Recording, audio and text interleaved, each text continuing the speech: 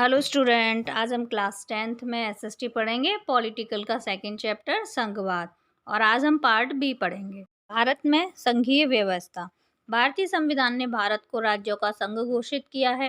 भारतीय संविधान में संघवाद के सभी लक्षण उपस्थित हैं। अंतर केवल यह है कि संविधान में मौलिक रूप से 2 स्तरीय शासन व्यवस्था का प्रावधान किया गया था। बाद में पंचायतों और नगर पालिकाओं के रूप में तीसरे स्तर को भी जोड़ा गया। यानी कि संविधान में स्पष्ट रूप से केंद्र और राज्य सरकार के बीच अधिकारों को 3 हिस्सों में बांटा गया है। ये 3 शक्तियां निम्न प्रकार सूचीबद्ध हैं। पहली है संघ सूची, दूसरी है राज्य सूची और तीसरी है समवर्ती सूची। संघ सूची। संघ सूची में राष्ट्रीय महत्व के विषय शामिल हैं। संघ सूची में वर्णित विषयों के बारे में कानून बनाने का अधिकार सिर्फ केंद्र सरकार को है। संघ सूची में प्रतिरक्षा, विदेशी मामले, बैंकिंग, संचार और मुद्रा जैसे राष्ट्र महत्व के विषय आते हैं। राज्य सूची। राज्य सूची में वर्णित विषयों के बारे में सिर्फ राज्य सरकार कानून बना सकती है। राज्य सूची में राज्य में स्थानीय महत्व के विषय शामिल हैं। राज्य सूची में पुलिस, व्यापार, वाणिज्य, कृषि और सिंचाई जैसे प्रांतीय और स्थानीय महत्व के विषय आते हैं। समवर्ती सूची। भारतीय संविधान द्वारा प्रदत्त वह सूची जिसमें वर्णित विषय पर केंद्र व राज्य सरकार दोनों कानून बना सकते हैं, वह समवर्ती सूची में आते हैं।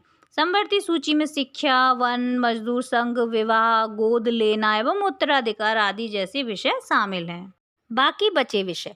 जो विषय इनमें से किसी सूची में नहीं आते हैं, जैसे कंप्यूटर आदि, क्योंकि यह संविधान बनने के बाद आए हैं, हमारे संविधान के अनुसार बाकी बचे विषय केंद्र सरकार के अधिकार क्षेत्र में चले जाते हैं। केंद्र शासित प्रदेश। ऐसे क्षेत्र जो अपने छोटे आकार के कारण स्वतंत्र राज्य नहीं बन सकते, ऐसे क्षेत्रों को राज्य वाले अधिकार प्राप्त नहीं है। इन क्षेत्रों का शासन चलाने का विशेष अधिकार केंद्र सरकार को प्राप्त है। ऐसे क्षेत्रों को केंद्र शासित प्रदेश कहते हैं, जैसे लक्षद्वीप, चंडीगढ़, दिल्ली, लद्दाख, जम्मू कश्मीर आदि, जो है केंद्र शासित प्रदेश हैं। भारतीय संघ के विशेष लक्षण या विशेषताएं। राज्यों की तुलना में केंद्र ज्यादा शक्तिशाली है। सभी राज्यों को एक समान अधिकार प्राप्त नहीं है। दूसरा, यहाँ अमेरिका की तरह दोहरी नागरिकता नहीं है। प्रत्येक नागरिक भारतीय के रूप में मतदान करता है। नेक्स्ट है, यदि देश में कोई आपातकालीन स्थिति है तो संविधान केंद्र सरकार को विशेषाधिकार प्रदान करता है। चंडीगढ़ या लक्षद्वीप अथवा देश की राजधानी दिल्ली जैसे इलाके देश के स्वतंत्र राज्य नहीं है और इन्हें केंद्र शासित प्रदेश कहा जाता है। इन क्षेत्रों का शासन चलाने का विशेष अधिकार केंद्र सरकार को प्राप्त है। नेक्स्ट है, केंद्र और राज्य सरकारों के बीच सत्ता का बंटवारा हमारे संविधान की बुनियादी बात है। अधिकारों के बंटवारे में बदलाव करना आसान नहीं है। इसे संसद के दोनों सदनों में 2/3 बहुमत से मंजूर किया जाता है। फिर कम से कम आधे राज्यों की विधानसभाओं से भी मंजूर करवाना होता है। नेक्स्ट है, संवैधानिक प्रावधान और कानूनों के क्रियान्वयन की देखरेख में न्यायपालिका महत्वपूर्ण भूमिका निभाती है। सवाल है कि संघीय व्यवस्था कैसे चलती है। तो संघीय व्यवस्था के कारगर कामकाज के लिए संवैधानिक प्रावधान जरूरी होता है, परंतु यह काफी नहीं है। इसके साथ साथ कुछ और भी चाहिए, जिसकी वजह से संघवाद सफलतापूर्वक रहता है।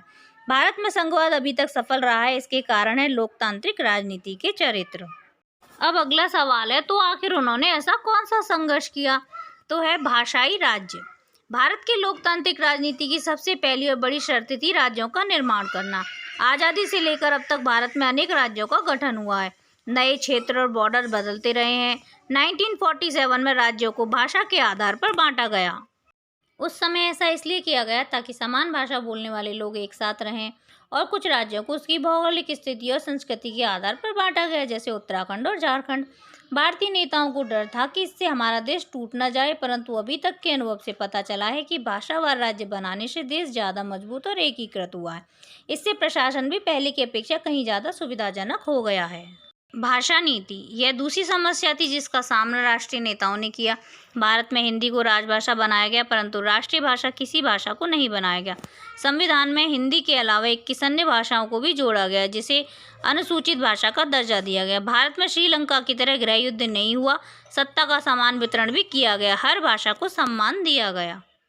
चैप्टर से रिलेटेड कोई भी डाउट या कोई भी क्वेरी हो तो आप कमेंट बॉक्स में जाकर पूछ सकते हैं। Thank you for watching this video.